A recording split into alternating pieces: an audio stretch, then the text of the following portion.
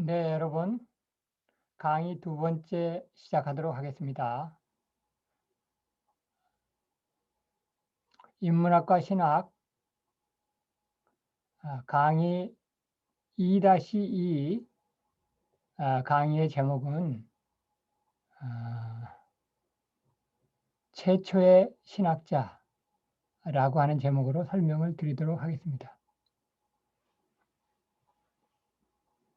일단 화면 공유, 아까 보았던 PPT를 계속해서 보도록 하겠습니다.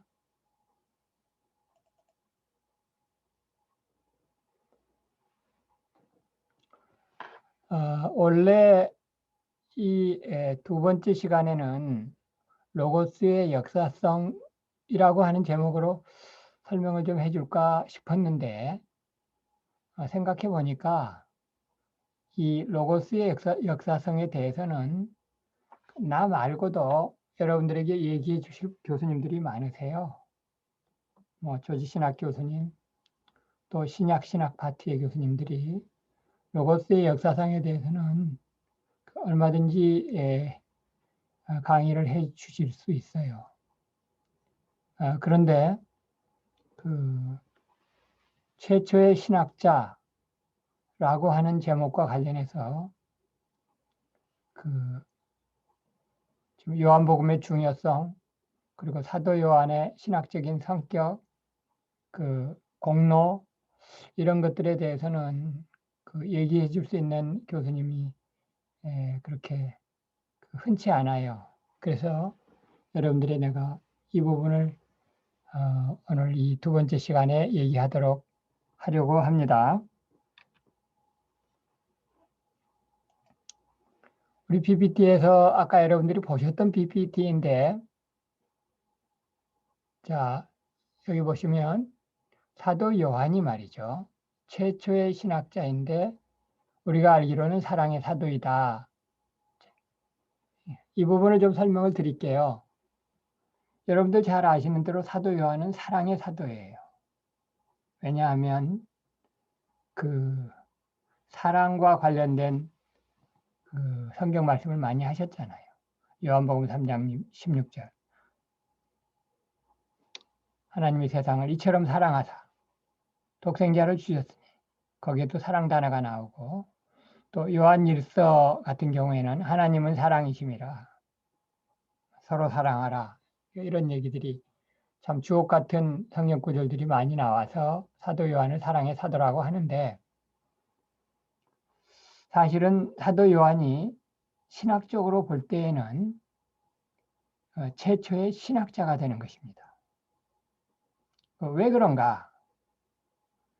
사도 요한이 최초의 신학자인 것은 신학이라는 개념이 아직 있기 이전에 성경을, 하나님의 계시의 말씀인 성경을 이제 써서 후대 사람들에게 전해주고 공개적으로 세상 사람들에게 알리는, 그래서 신학적인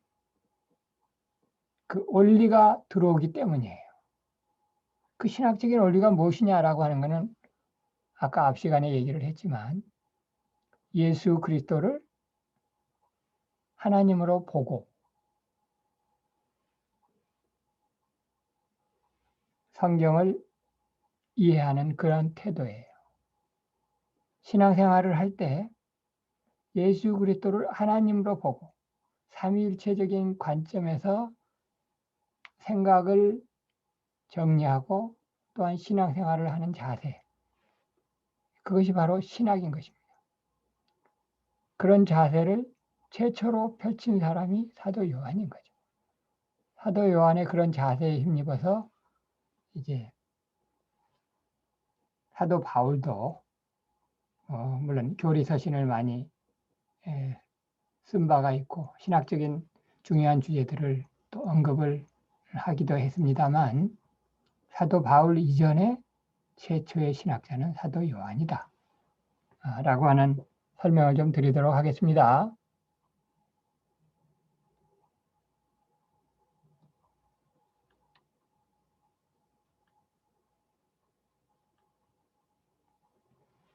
자, 이 얘기를 좀 하도록 하죠. 사도들의 신앙 고백이라고 하는 부분인데, 여러분 성경에 사도들의 유명한 신앙 고백이 세 가지가 나옵니다. 그것은 하나는 나다나엘의 고백이고, 두 번째는 베드로의 고백이고, 세 번째는 도마의 고백이에요.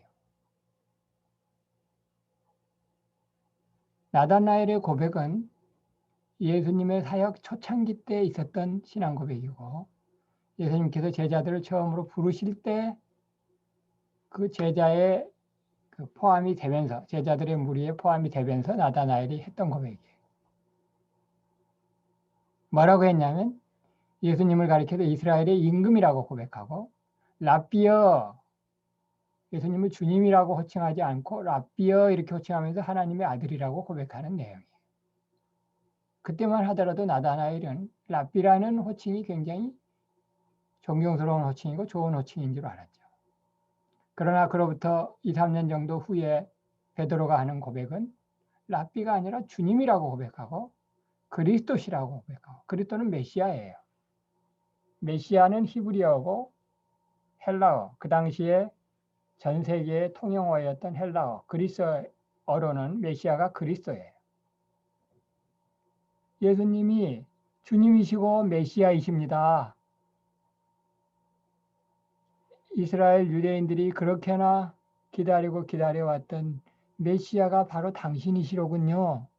라고 하는 고백이 베드로의 신앙 고백이었는데, 이게 이제 제일 유명한 신앙 고백이죠.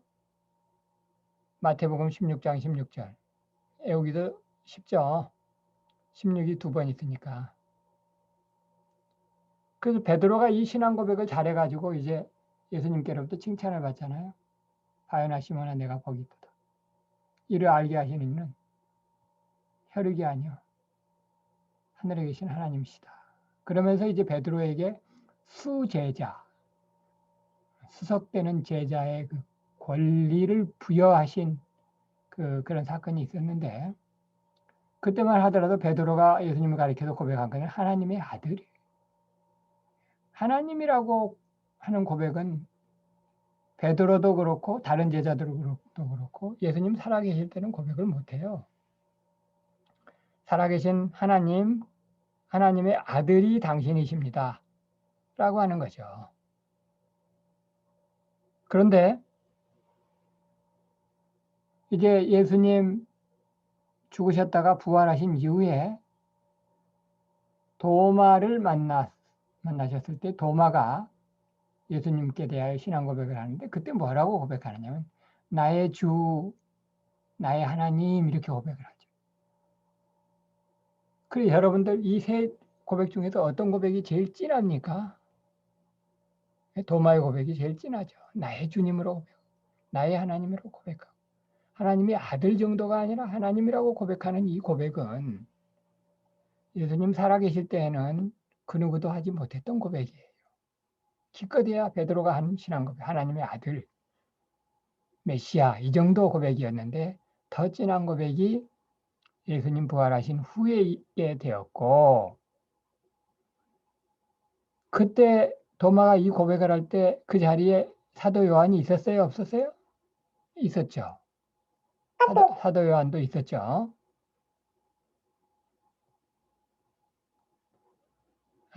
사도 요한이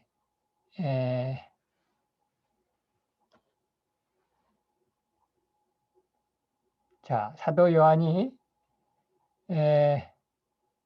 도마가 고백했던 그 고백을 들은 순간에, 아, 그렇구나.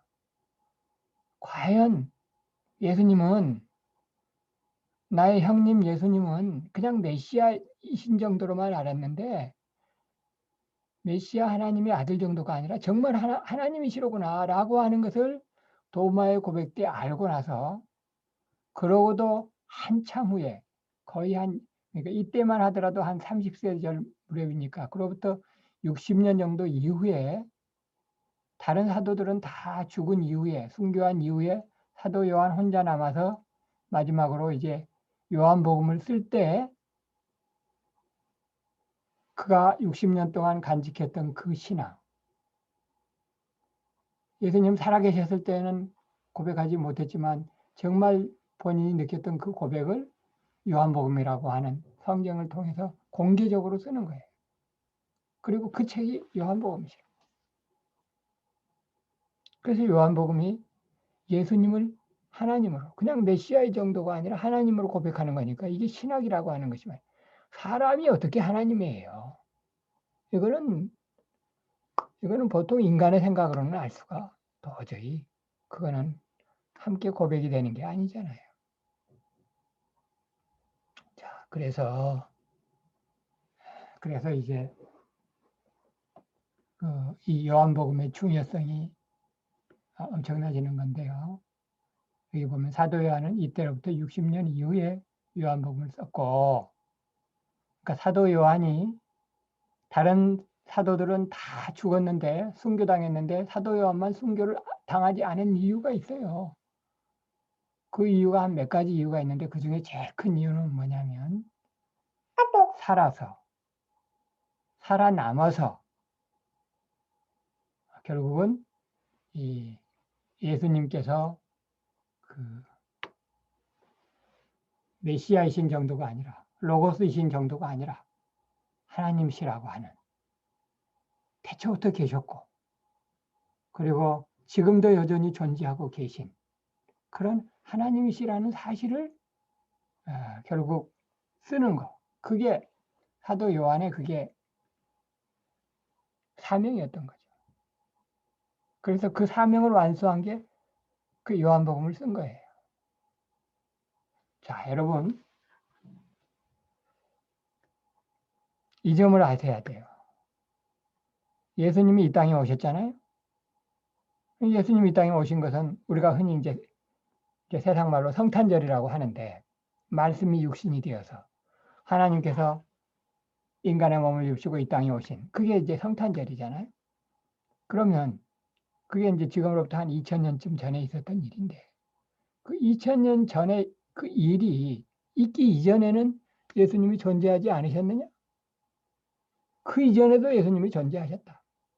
인간의 몸을 입고 오신 것은 2000년 전의 일이지만 그 2000년 전에 인간의 몸을 입고 우리 인간의 눈으로 볼 수 있게 그 나사렛 예수라고 하는 인간의 육체를 입고 오시기 이전에도 존재하셨다가 태초에 말씀이 계시니라 라고 하는 이 말씀 때에는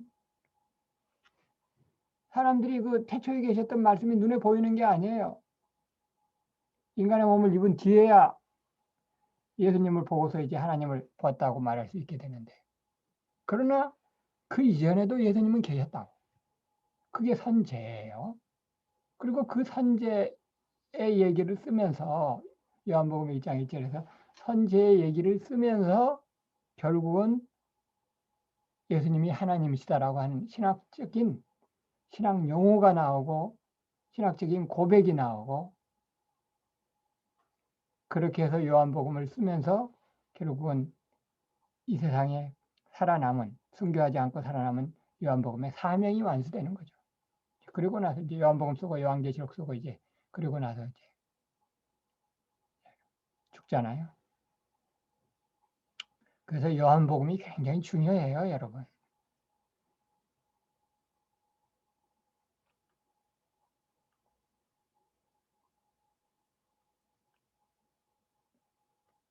그래서 이 얘기를 일단 좀 건너뛰도록 하겠습니다. 로고스의 역사성. 그 로고스라는 말은 그 헬라인들이 쓰던 용어인데, 개념인데, 원리인데, 이것을 이제 사도 요한이 예수 그리스도에게 가져오면서 역사성을 부여하고 인격성을 부여하고 그렇게 해서 우리 기독교는 산 종교가 되었다. 이 얘기를 좀 건너뛰고, 자, 이 얘기를 하도록 하겠습니다. 사도 요한의 요한복음은 최고로 신학적인 성경책이 되는 거예요. 그러니까 다른 복음서와 달라요. 이 얘기도 좀 잠깐 해야 되겠네. 다른 복음서는 말이죠. 복음서가 4권 있잖아요. 그 중에서 마태, 마가, 누가복음은 공관복음이라고 그래요. 그런데 4번째 복음서인 요한복음은 공관복음이라고 안 그래. 왜 그러느냐? 공관복음은 마태, 마가, 누가복음 이 세 복음서는 보는 관점이 같아. 어떻게 같으냐? 예수님이 그리스도께서 하나님이시라는 얘기를 처음부터 선포하지 않아요. 처음에는 뭐 예수님 나시기 이전에 있었던 상황들, 뭐 목자들이 들에서 양을 칠 때 무슨 일이 있었다. 또 뭐 안나가 성전에서 어쨌다. 뭐 이런저런 얘기들이 있고 나서 나중에 예수님이 이제 30세가 되어서 요단강에서 사역하시는 일로 해가지고 커다란 기적을 행하시고 이제 나중에 예수님이 죽으시는데 죽으신 후에 부활하셨다. 그리고 승천까지 하셨다. 라고 하는 얘기를 함으로써 그러니까 결국 쭉 보니까 예수님이 하나님의 아들이시더라. 라고 하는 얘기를 순서적으로 전개를 하는데 반해서 그게 공관복음이에요. 공통적으로 보는 관점이 같다는 거예요. 마태, 마가, 누가복음 세 복음서는 그 관점이 말이죠. 관찰하는 그 입장이 공통적이다. 그래서 공관복음인데 처음부터 예수님을 하나님이시라고 또는 하나님의 아들이라고 선포하지 않고 나중에 부활하시는 걸 보니까 그렇다는 것을 알 수 있게끔 이렇게 전개가 되는데 요한복음은 처음부터 태초에 말씀이 계시니라 선포해. 이 진리를 믿을 자는 믿고 믿지 않을 자는 복이 없다. 선포죠.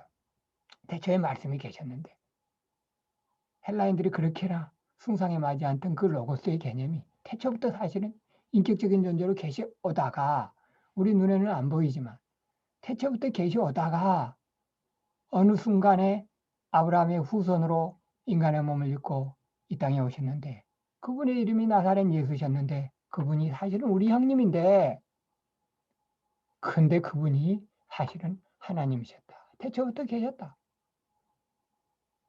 그리스인들이 헬라인들이 생각하는 로고스가 단지 그 개념 정도가 아니라 실체다. 처음부터 실체하셨다. 그러다가 어느 순간에 인간의 지금으로부터 2000년 전에 인간의 몸을 입고 오신 것이다. 라고 하는 것이 요한복음의 선포 방법이라고. 그래서 이걸 연역적이라고 얘기를 하는 거예요. 그리고 이제 사도 요한은 신학적인 그 신학의 개념이 요한복음으로 말미암아 들어오게 되는 거죠. 자, 여기에서 이 PPT에서는 이 PPT 상으로는 마지막입니다. 그런데 이제 부연 설명을 해야 될 것이 있는데, 자, 사도 요한이 말이죠. 그 신학자예요. 최초의 신학자인데 그 신학자예요. 영어로 얘기하면 the theologian. 그래서 여기에서 그라고 하는 단어의 중요성을 제가 여러분들에게 좀 설명을 해드리겠는데요. 그라고 하는 단어가 얼마큼 중요하냐. 자, 성경 한 구절을 여러분들에게 알려드리겠습니다. 요한복음 14장 6절. 꽤 유명한 구절인데 이렇게 되어 있어요. 내가 곧 길이요 진리요 생명이니 라고 하는 성경 구절이에요. 그 성경에 우리말 번역본에는 그라고 하는 그 번역이 생략되어 있어요. 네. 이 그라고 하는 단어가 생략되어 있기 때문에 자칫하면 오해될 수가 있어요. 예수님이 길이다. 그러면 예수님 말고 또 다른 길도 있을 수가 있는 그런 식의 해석을 할 수가 있는데 그게 아니라 그 헬라어에는 말이죠. 여러분 요한복음은 헬라어로 기록되어 있어요. 구약 성경은 히브리어로 되어 있고 요한복음을 비롯한 신약 성경은 헬라어, 그리스어로 되어 있는데 그 헬라어에는 호라고 하는 전치사가 그 길이라고 하는 단어 앞에 있어요. 그 영어로 번역하면 전치사가 아니라 정관사, 더라고 하는 정관사. I am the way예요. 내가 곧 그 길이다. I am the way. 그리고 계속해서 길이요 진리요 생명이냐. I am the truth and I am the life. 내가 그 길이 그 생명이다. 그 길이고 그 진리고 그 생명이다. 그 얘기는 뭐냐면 유일한 길이라는 거예요. 다른 길은 없다는 거예요. 뭐 하는데? 아버지께로 오는데. 내가 곧 길이요 진리요 생명이니 나로 말미암지 않고는 아버지께로 올 자가 없느니라. 이 예수님으로 말미암지 않고는 아버지께로 올 자가 없어요. 천국 들어갈 자가 없어요. 구원받을 자가 없다는 얘기예요. 그래서 이 더라고 하는 정관사가 굉장히 중요해요. 최고보다 더 의미가 있는 유일한 길이에요. 예수님께서 직접 하신 말씀이잖아요. 내가 바로 그 길이다. 유일한 길이다. 사도 베드로가 말이죠. 사도행전에 보면 참 담대한 말을 선포하는 부분이 있는데 그 어떤 말씀이냐면 이렇게 설명해요. 천하 이름 중에 예수 그 이름 외에 다른 이름으로 구원을 얻을 만한 이름을 주신 적이 없다. 라고 사람들에게 복음을 전하는데 정말 놀라운 선포였고 그 선포에 힘이 있어가지고 초대교회 때 3,000명, 5,000명이 이제 믿고 예수님을 믿고 돌아오는 그런 역사가 일어나잖아요. 그럼 사도 베드로가 말이죠. 사실은 무식쟁이잖아요. 정말 그 갈릴리에서 그 물고기나 잡던 그 무식쟁이 베드로가 어떤 근거로 천하 이름 중에 구원 얻을 만한 다른 이름을 주신 적이 없다고 어떻게 얘기를 할 수 있겠어요? 그 근거는 뭐냐면 바로 예수님께로부터 그 말씀을 들은 게 있기 때문에. 어떤 말씀? 어쩌면 한 번이 아니라 여러 번 들었을 거예요. 내가 곧 그 길이다. 나로 말미암지 않고는 아버지께로 올 자가 없다. 구원받으려면 나로 말미암아야 된다라고 하는 말씀을 들었기 때문에 사도 베드로가 사도행전에서 그렇게 능력을 발휘하면서 또 말씀으로 큰 감화를 일으켰잖아요. 그게 바로 예수님께서 하신 말씀인데 I am the way예요. 내가 그 길이다. 라고 할 때 그는 최고의라는 뜻이고 유일한이라는 뜻이에요. 여러분 로마 카톨릭의 학자들은 아리스토텔레스를 굉장히 존경해요. 그래서 아리스토텔레스를 향해서 그 철학자라고 얘기를 합니다. 그 로마 철학자들, 로마 카톨릭의 신학자들은 아리스토텔레스를 인용을 할 때 아리스토텔레스라는 이름을 구구하게 쓰지 않아요. 그냥 그 철학자라고 쓰는 거예요. 한편으로는 아리스토텔레스를 존경해가지고 그 이름을 함부로 쓰지 않고 그 철학자께서 말씀하시기를 그렇게 존경하는 거예요. 스콜라 철학, 로마 카톨릭의 철학에서는 그 철학자라고 하는 게 그만큼 존경하는 사람. 그 이름까지도 얘기를 안 하면서 말이에요. 이렇게 더 필라조퍼라고 하는 단어를 로마 카톨릭은 존경하는데 우리 로마 카톨릭을 포함한 우리 개신교에서 그 신학자라고 해서 존경하는 최초의 신학자는 사도 요한이에요.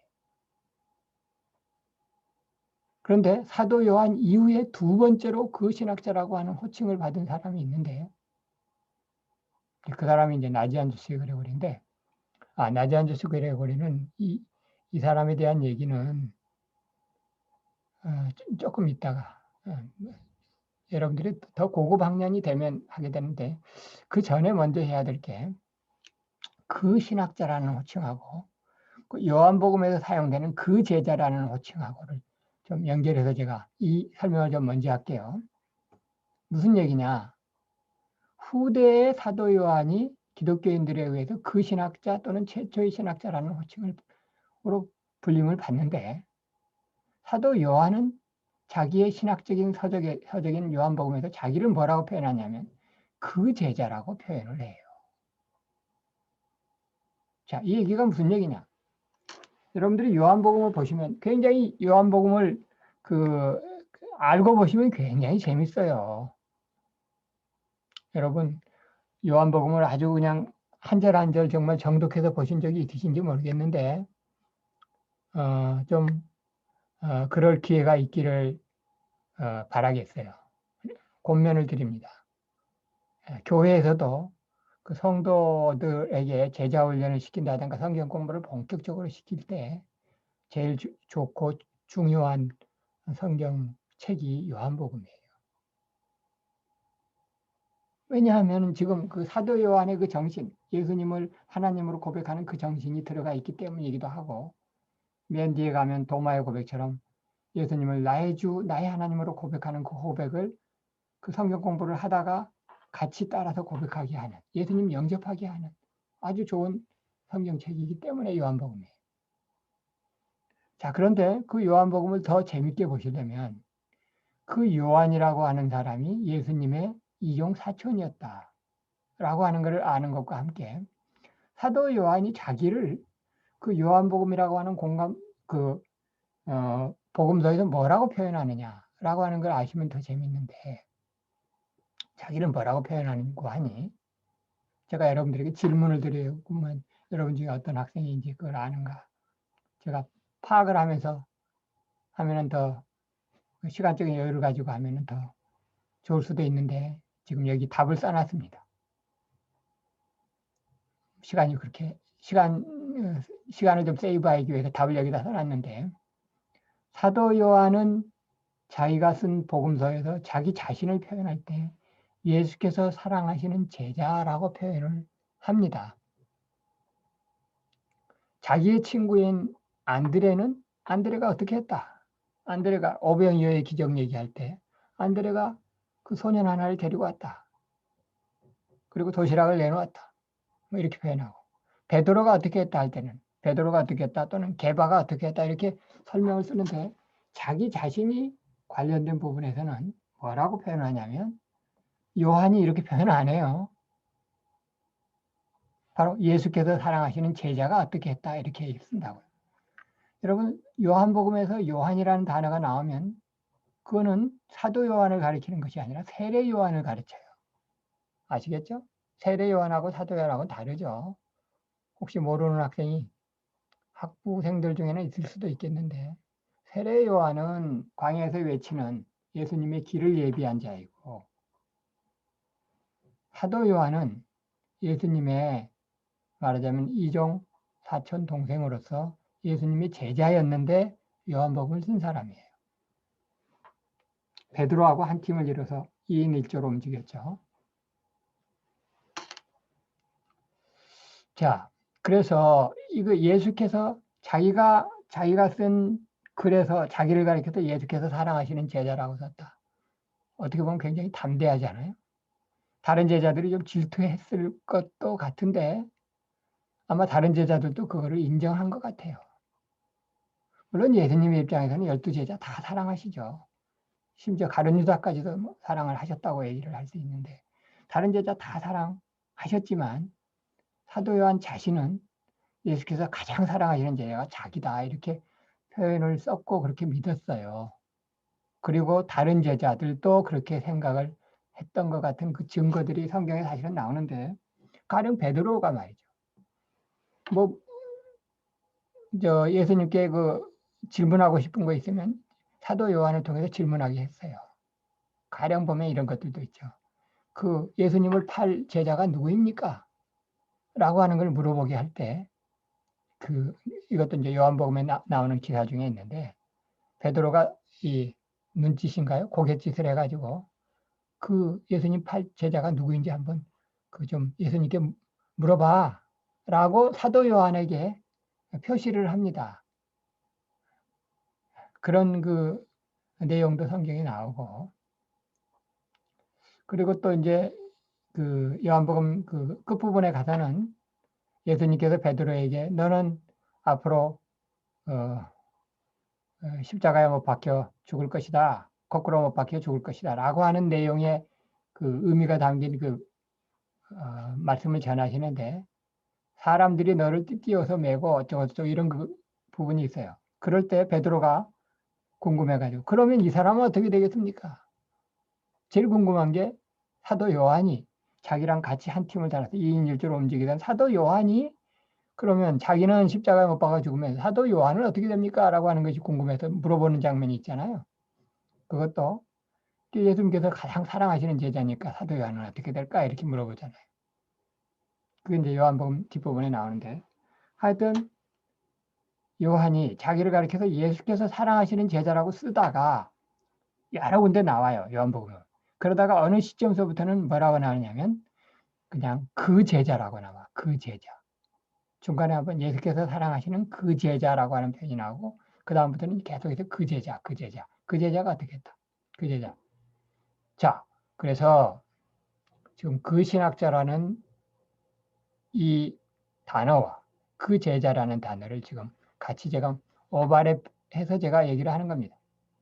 사도 요한이 그러면서 이제 마지막 그 요한복음에서 끝부분에서 그 제자가 바로 이 사람이래라 라고 하면서 자기가 요한복음을 쓴 자기가 바로 그 제자다라고 하는 것을 이제 요한복음 맨 끝에서 이제 딱 한번 그 표시를 해요. 그래서 이제 우리가 알 수 있어. 아, 요한복음의 제자는 사도 요한이고 그가 자기를 예수께서 사랑하시는 제자라고 쓰다가 그 제자라는 표현으로 썼다. 자, 이 얘기의 이제 마무리 부분입니다.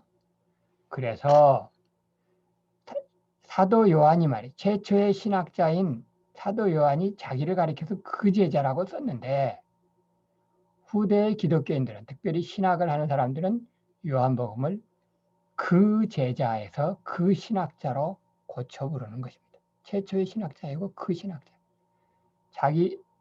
사도 요한이 사도 요한은 신학이라는 말은 쓰지는 않았어요. 다만 말씀이 하나님이시다라고 하는 얘기를 썼고 그 당시에는 신학이라는 말이 없어. 신학이라는 말은 후대 이제 요한복음에서 차용해 와서 신학이라는 말이 생겼다니까요. 그래서 그 제자라고 하는 말을 썼는데 그 말에서 이제 그 신학자라는 말을 후대에 신학이라는 용어를 만들고 이제 기독교 신앙의 의미를 정립한 사람들이 사도 요한을 가리켜서 최초의 신학자, 그 신학자라고 부르면서 이제 신학이라고 하는 것이 체계적으로 생기게 된 것입니다. 자, 여기서 이제 뭐 얘기할 건 다 얘기했는데 나지안주스의 그레고리 얘기만 잠깐 더 하고 마치도록 할게요. 여러분들이 이제 고학년이 되면 3학년이나 또는 4학년 또는 신대원에 가게 되면 삼위일체에 대해서 이제 신학 중에 가장 어떻게 보면 핵심이라고 볼 수 있는 삼위일체에 대해서 공부를 하게 될 때 그 삼위일체 교리라기보다는 성경이에요. 성경에 있는 내용을 체계적으로 설명한 게 그게 교리인데 그 중에 한 사람이 나지안주스의 그레고리라고 하는 사람이 있습니다. 시기적으로 얘기하면 4세기 사람이에요. AD 한 381년 정도 무렵에 이분이 교부예요, 교부. 초대교회 때의 교부인데 이분이 삼위일체에 관한 중요한 얘기를 한마디 함으로써 이제 삼위일체 교리가 체계화되고 성립이 되는 거예요. 그래서 그 이후에 이제 어거틴도 삼위일체 교리를 또 책을 쓰고 또 이제 이렇게 되는 거잖아요. 그럼 그 나지안주스 그레고리가 한 얘기가 뭐냐? 이제 이게 이제 가장 중요한 얘기 중에 이제 마지막 부분인데 그 얘기는 뭐냐면 성령님께서도 하나님이시다라고 하는 거예요. 그 얘기를 나지안주스 그레고리가 한 거예요. 그래서 그는 그 신학자, 어떻게 보면 두 번째 그 신학자가 되는 거예요. 자, 그래서 여기서 정리를 하면 사도 요한이 최초의 신학자이면서 그 신학자이잖아요.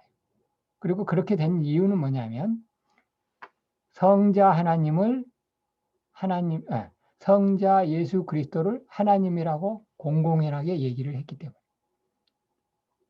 성자이신 나사렛 예수 그리스도, 나사렛 예수께서 그리스도이시고 메시아이시고 그리스도인들이 숭상에 맞지 않던 로고스이신데 그분이 하나님이시다라고 하는 성자가 하나님이시다라고 하는 삼위일체 중에서 두 번째 위격에 해당하는 성자께서 하나님이시다라고 하는 중요한 얘기를 공개적으로 요한복음이라고 하는 공개적인 문헌을 통해서 한 사람이 사도 요한이고 그 다음에 세 번째 삼위일체 하나님에서 세 번째 위격이신 성령님께서도 하나님이시다 라고 하는 얘기를 공개적으로 한 사람이 나지안주스의 그레고리라고 하는 교우예요.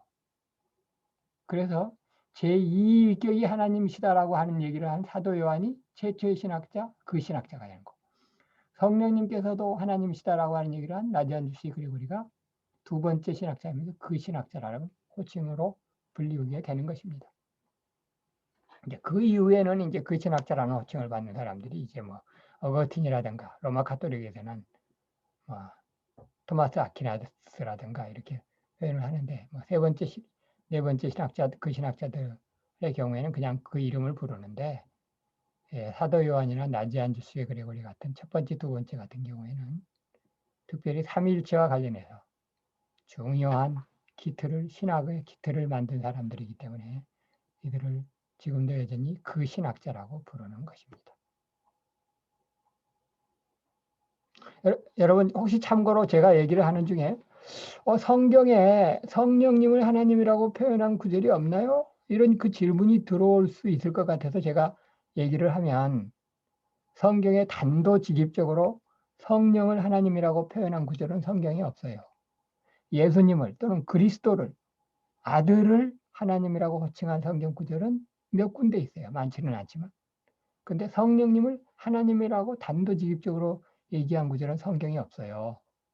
그리고 성경에 있지 않고 교부들의 문헌인 4세기, 그러니까 그 사도 요한 이후로부터 거의 한 300년 정도 지나간 뒤에 성령님이 하나님이시다. 그러면서 성자도 하나님이시고 성령님도 하나님이시니까 성부 하나님과 함께 세 위격이 하나님이시다. 라고 하는 것이 이제 삼위일체 교리가 되어서 AD 4세기부터는 이제 그 삼위일체 교리가 우리 기독교 신학에서 가장 중요한 원리로 우리에게 전해져 내려오는 것입니다. 그게 지금으로부터 한 600년, 1700년 전의 얘기예요. 사도 요한은 지금으로부터 2000년 전의 얘기고. 자, 그래서 오늘 여기까지 하도록 하겠습니다. 다시 한번 정리하면 오늘은 두 번째 그러니까 인문학과 신학 이 과목의 두 번째 주간에는 선제에 대해서 공부를 했고 선제에 대해서 쓰고 있는 요한복음에 대해서 공부를 했고 특별히 요한복음 1장 그리고 이 사도 요한이 정말 신학이라고 하는 용어를 정립시키면서 그 신학자라고 불리우게 되는 그 이유에 대해서 여러분들에게 설명을 했습니다. 이런 얘기들은 여러분들 어떤 그 일반적인 신학서적이나 일반적인 강의 시간에는 흔히 들을 수 없는 거예요. 그래서 여러분들이 잘 아시고 이제 신학의 길로 더 들어가시면 더 신학이 더 재미있을 거예요. 요한복음 성경을 읽을 때도 더 재밌게 읽으실 수가 있고 신학 공부를 할 때도 그 딱딱하게 느껴지지 않고 더 살아있는 신학이 정말 살아있구나. 꿈틀꿈틀대면서 나의 가슴을 치고 사람을 살리는 그런 신학인 것을 여러분들이 알게 될 것입니다. 자, 그러면 여러분들 수고 많으셨습니다. 다음 주에 또 계속해서 이어서 또 다른 주제로 여러분 함께 하도록 하시겠습니다. 자, 이상입니다.